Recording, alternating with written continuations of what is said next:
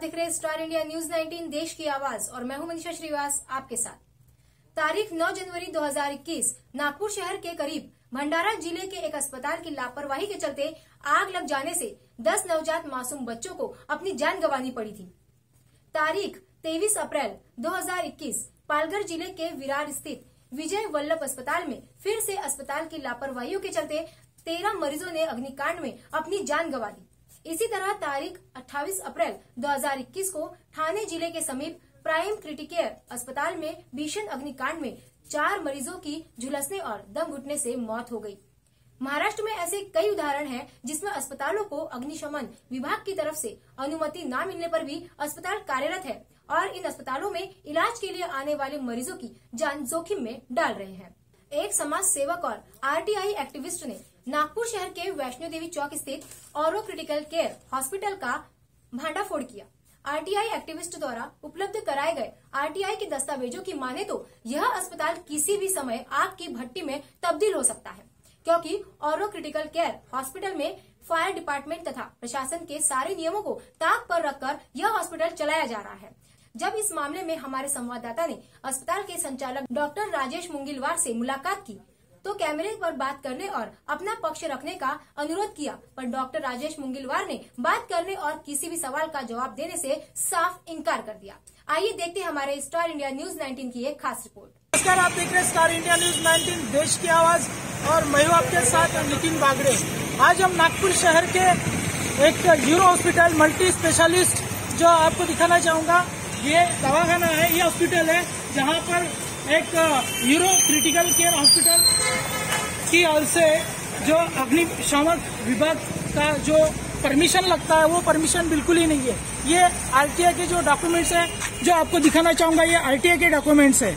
इस पे सीधा ही लिखा है जो इस पे अग्निशामक विभाग की जो डिपार्टमेंट की जो परमिशन लगती है वो बिल्कुल ही नहीं है।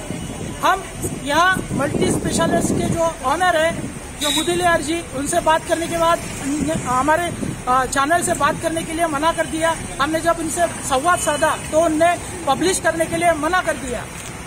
अस्पताल संचालक के ऐसे रवैये से यह साफ जाहिर होता है कि शायद मीडिया से कुछ छुपाया जा रहा है।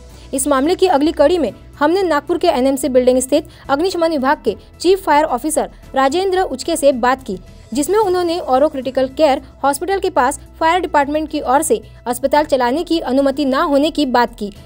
फायर फाइटिंग की परमिशन मतलब जो भी बिल्डिंग बनती है तो उसे जब सैंक्शन मिलता है तो सैंक्शन के वक्त ही उसे परमिशन लेनी पड़ती है, और अगर जिस टाइप की बिल्डिंग होती है उस टाइप के लिए ही उसका नक्शा बनता है और वो नगर रचना जाता है। नगर रचना से टेंटेटिवली अप्रूव होकर फायर डिपार्टमेंट के पास आता है, तो जो फर्स्ट एनओसी उसको बोलते हैं। और जब बिल्डिंग बनकर तैयार हो जाती है और उसको यूज में लेना पड़ता है तब ऑक्यूपेंसी सर्टिफिकेट नगर रचना विभाग से मिलता है। तो उसके पहले फायर का जो प्रोविजनल एनओसी है उसकी कंडीशंस पूरी करके उनको कंप्लायंस सर्टिफिकेट लेना पड़ता है। तो ये 2 स्टेप में फायर की एनओसी किसी भी बिल्डिंग को मिलती है।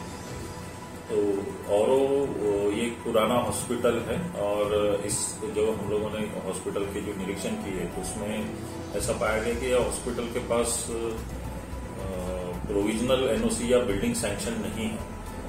जो फायर फाइटिंग मेजर्स है जो फायर एक्ट में लगते हैं उसमें उसकी तो पूर्तता उन्होंने की है।